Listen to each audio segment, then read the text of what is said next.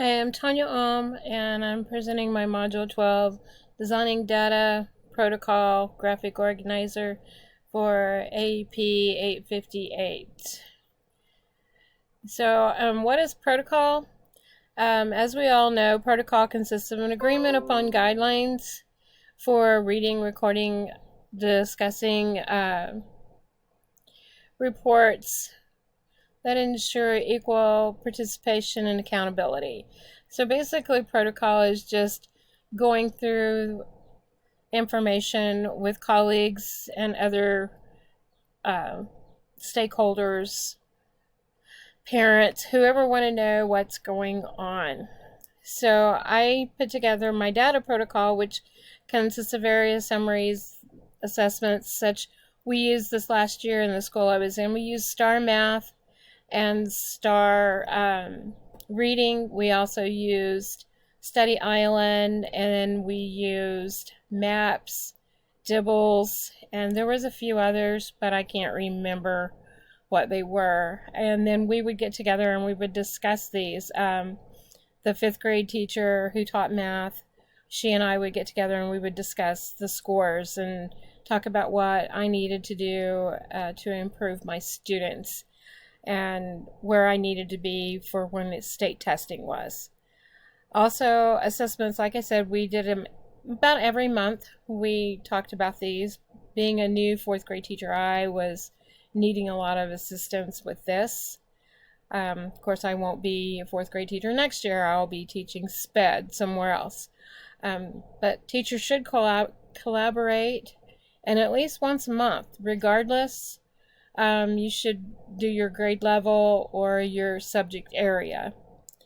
And teachers should also use a pacing guide to determine what information in the subject area they should cover and then do assessments. I was really pleased with my math curriculum. It had the benchmarks, it had the unit tests, and those things that I could use to score understanding. And of course, one teacher should report the data to administration. So our vision, of course, is where do we want to be? And you want your students to do the best that they can. You want them to be on the top of the heap, if at all possible.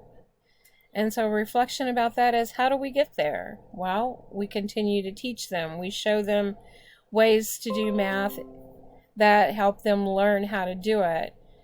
Not all kids learn the same. They have to be showed different ways. If you've got a student that can't even get their multiplication tables till 5, you need to work with them. And of course, the action is, how are we going to get there? What are we going to do to use to get there? So you use all different things. You can use different types of manipulatives and just repetitive. Math is a repetitive. It has to be one of those things that you learn.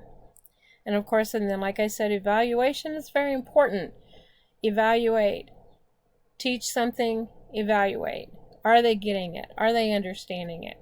Those kind of issues there.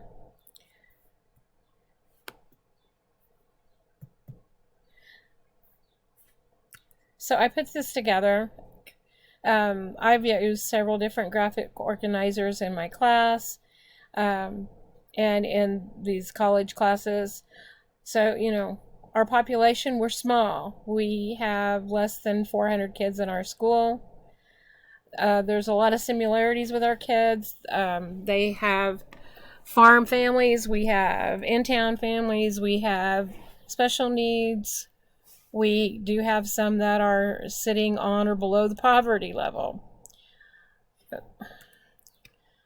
Our classroom procedures, we all tried to do basically the same. They came in, they did their bell work, we did attendance, and we moved on. So we always kept that procedure going. So what do we need to improve? We need to improve test scores, we need to improve understanding, and we need to improve learning. Professional development to help teachers. There's all kinds of things out there to help teachers. I am still a big advocate for capturing kids' hearts. It helps you with classroom management. If you've got classroom management under control, then you have basically gotten where you are able to have more instruction time. And so that's a real big one in my perspective. And review what's working and what needs to improve. If a certain strategy is not working, change it. If it is working, keep doing it. That's kind of the way that works. So I know this presentation is short and sweet, but it's to the point, and I think that all teachers need to just learn how to classroom manage, get that instruction time, collaborate with their colleagues, and then they are able to move forward. And when you have your collaboration time, you can draw your own graphic organizer, take your notes. This is working, this isn't. You don't have to have a formal piece of paper to write notes down on. That's what notebook paper and pencils were created for. So thank you, and have a great summer.